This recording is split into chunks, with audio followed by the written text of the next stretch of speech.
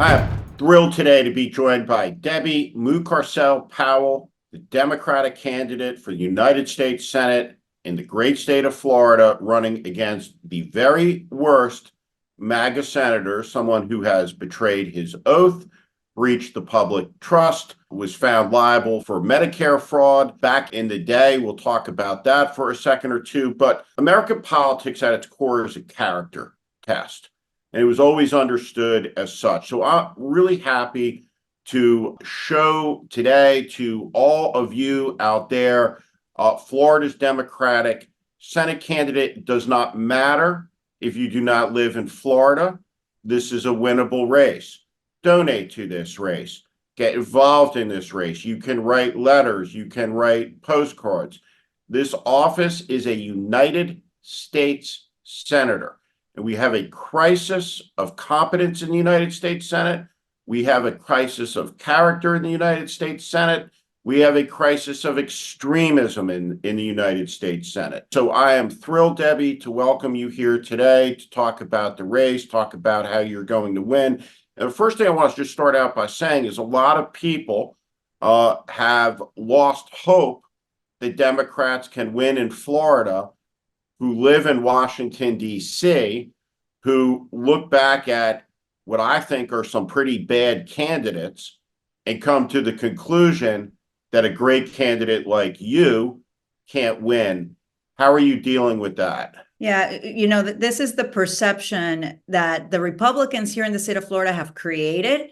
And we had a terrible cycle in 2022. So that really confirmed what they had been saying, that this is going to become a ruby red state. And it's just not true.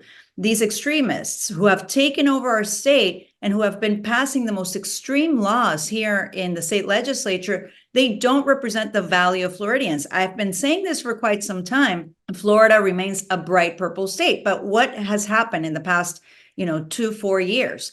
Governor DeSantis actually passed a map that was extremely gerrymandered, one of the most gerrymandered maps in the country. They have been purging voters off the rolls. They have used intimidation tactics for voter suppression. If you remember, in 2022, in October, there were some arrests for formerly convicted felons who had been, they had served their time and they had restored their vote and their right to vote. And then all over the local news, right before the election in October, there were multiple arrests, which really suppressed the vote of a lot of people, particularly voters who are Black voters, Latino voters, and they stayed home.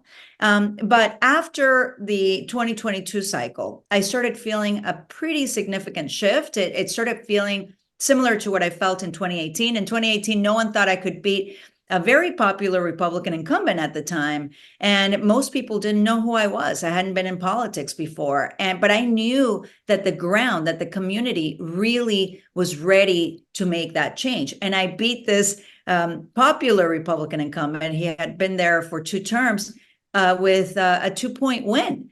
So I completely dismiss what people are saying. I'm the one that's on the ground here in the state of Florida. I have been traveling all over the state.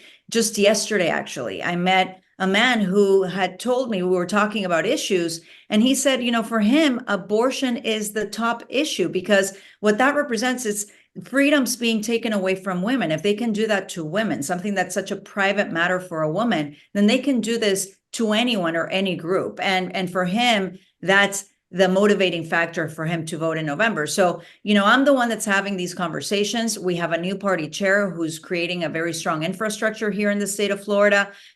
We have 2 ballot amendments, which are very much going to influence the way that our base votes. It's one of them, of course, it's protecting abortion rights for women. The other one is legalizing recreational marijuana. And the Republican Party and Rick Scott have already come out against both amendments. And this will be a motivating factor, not only for our base, but also for so many Republicans that are right in the middle. So we can win this race. Rick Scott is the most vulnerable senator, Steve.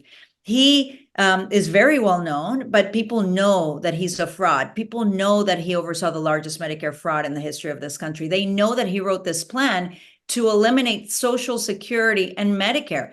And they now know that he supports a very extreme ban on abortion. He has dug in. He has been co-sponsoring a national abortion ban, and he voted against contraception and IVF. So for those reasons, and so many more, we can win the seat. It's a huge opportunity for us, and Florida's ready for change. There's something about you in your bio that I was astounded by. If this is true, is it the case that you are the first South American born immigrant to the United States to be elected to the Congress? That's right. I actually couldn't believe that I was going to, when I got elected and people started telling me that I was the first South American immigrant to ever be elected, it was shocking. I mean, we have a huge electorate of Hispanic voters all over the country. In Florida, Hispanics, I think it's about 30% of our electorate is from the Hispanic community. And Steve, there has never been a Latina at the top of the ticket here as a Democrat running for US Senate in the history of Florida. And my mother brought me here when I was 14. I started working at a minimum wage job at the age of 15. She wanted to provide me and my sisters with opportunities, with freedoms that she knew she wasn't going to be able to give us in her home country of Ecuador. And because of those opportunities, because of the community behind me, I've been able to graduate from college. I got a master's degree. I became the associate dean at the medical school here at FIU, the largest Hispanic serving university in the country, and then ultimately get elected to serve.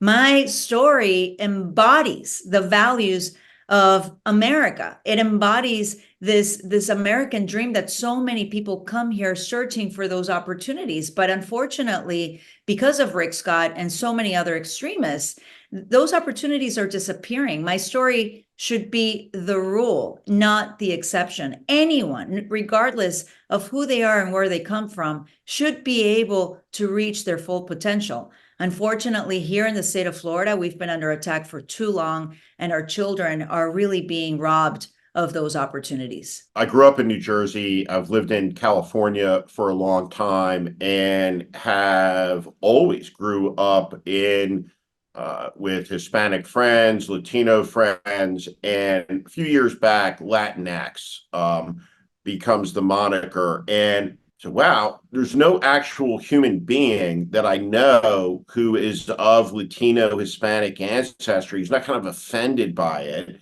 perplexed by it. And it's this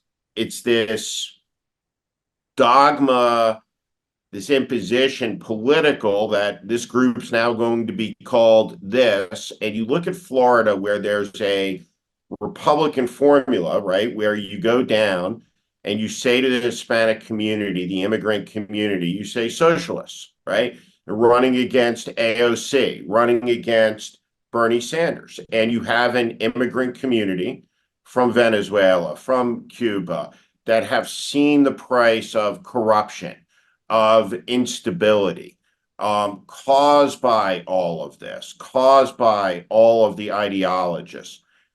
But they can't do that to you. Absolutely not. Look, it's insulting for Rick Scott to even think of calling me any sort of slander, which is exactly what it is, when he's insulting the legacy of my mother, who left Ecuador, who took us and brought us here looking for a safe haven. She grew up under a dictatorship. And my family, I have family that is living in Venezuela. And let's be very clear. And I stand very strong on this issue. And I do think that there's a sort of disconnect with some Democrats who don't understand that socialist dictatorships, because that's exactly what they are, in Venezuela, communist dictatorships in Cuba, they have really destroyed those countries, the social, economic, and political institutions of those countries. I served as a special advisor for the Summit of the Americas, and I was very strong and very vocal on stopping the participation of Cuba, Venezuela, Nicaragua. They are violating human rights. In Cuba, a couple of years ago, there was a march in the streets. Cubans were marching for freedom, for liberty, for democracy. And what happened? A lot of the people, the protesters, peaceful protesters, were arrested by the Cuban regime, and they remain in prison right now, Steve.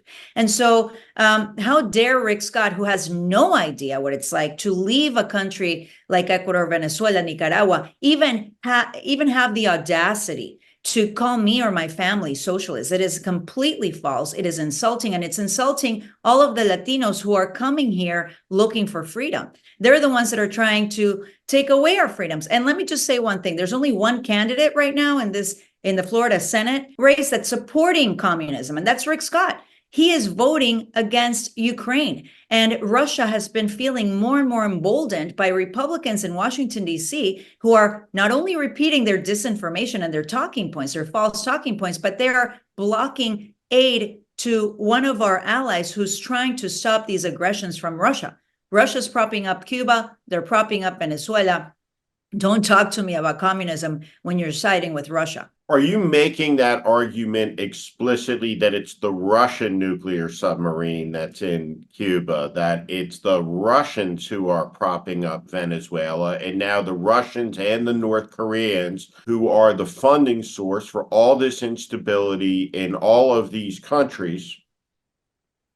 And Donald Trump is...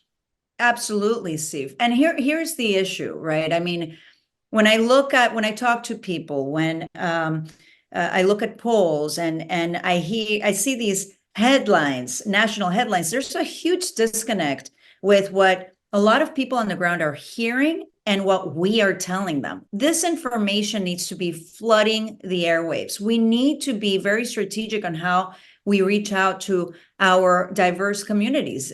Florida is a very, very diverse state. And like you said, we have people that have been coming here to our state from Venezuela, from Colombia, and they understand. So when Republicans are saying that the Democratic Party is a socialist party, they get chills down their spine. They don't want that because they lived it in Latin America. Of course, we're not. Of course, it's a false accusation, right? But we need to make that very clear. And the only way to do that is by flooding information into our communities. We haven't done a good job of doing that. I've been very present here in South Florida.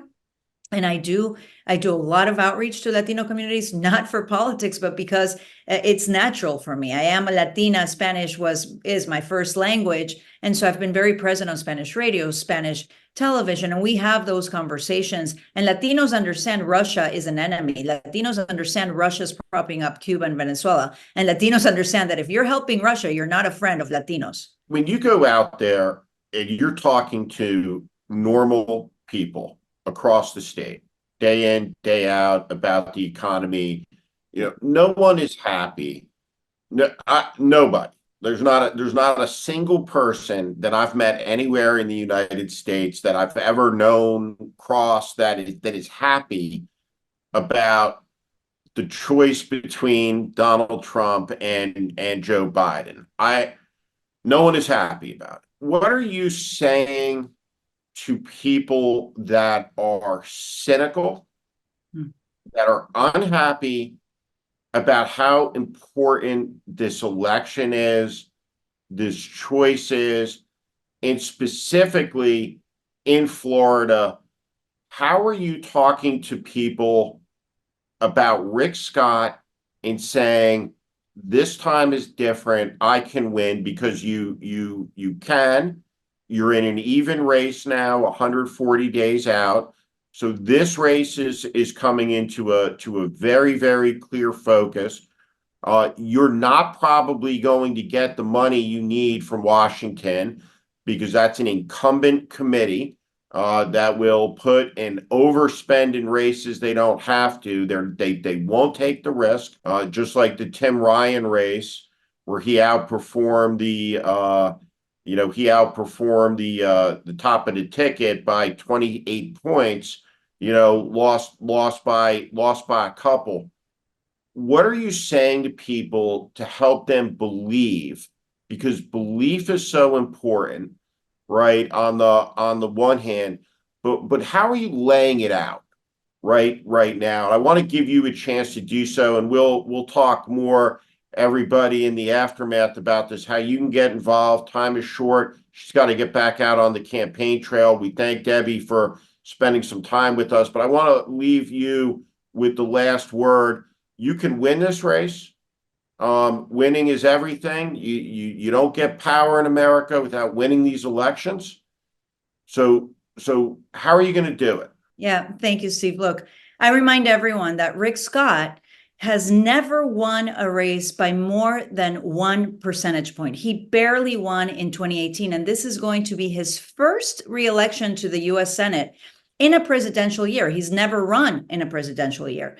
He is the most unpopular Republican here in the state of Florida. If a Republican is going to lose Florida, it will be Rick Scott. Republicans don't want to vote for him. Independents have had enough of him, and Democrats absolutely will not vote for Rick Scott.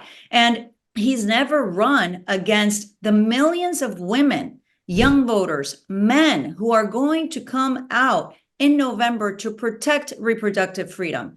And here's something very important. He's never run against a Latina like me. I know how to communicate with our communities. I know how to fight back. And I have been bringing Floridians across the board, regardless of political affiliation, into our campaign because it's about the issues. It's about representing them in Washington. I tell them I'm running to become the US Senator. I'm completely independent of the top of the ticket, because we have to hold the line regardless who gets into the White House. And so I remind them that we have been ground zero here in the state of Florida for all attacks on our freedoms. Extremists are trying to tell us what we can or cannot read in schools, who we can love, and what we can or cannot do with our own bodies. And so for Florida, and Floridians understand this very well, they will be coming out in November to vote for freedom. The contrast is going to be extremely clear. They've had enough of Rick Scott. His luck is about to run out, Steve. And I suspect that there will be some investments from national groups because they're seeing the momentum and they're seeing the shift here in our state. And Florida is an extremely important state, not just for politics, but for our economy, for our environment, and for our diversity. I hope those national groups will support this campaign. They should support this campaign.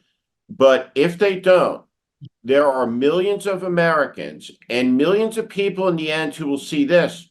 Send $5, send $2. It all adds up. Debbie Mucarsel-Powell must have the resources to run against one of the wealthiest guys and the worst United States senators of a generation in this election. So get involved, help. She doesn't need to have the most. She needs to have enough to spread the message that she's a different type of Democrat, a winning Democrat in the state of Florida, common sense based, who believes in American strength, American prosperity, and who's on your side against somebody who more than any other senator wears a billboard right on his forehead that says, I'm not on your side. I don't care about you. So there's a great chance in Florida for the country to do better, for Florida to do better. What a great candidate. Thank you for spending some time with us today. Thank you so much, Steve. And yes, I need everyone with me, debbieforflorida.com. We can do this together. Thank you so much, Steve. Chuck Schumer, fund this race. Thank you. I'm Steve Schmidt. This is The Warning, and I invite you to subscribe on our Substack, on our YouTube channel. Follow us. Welcome to the community.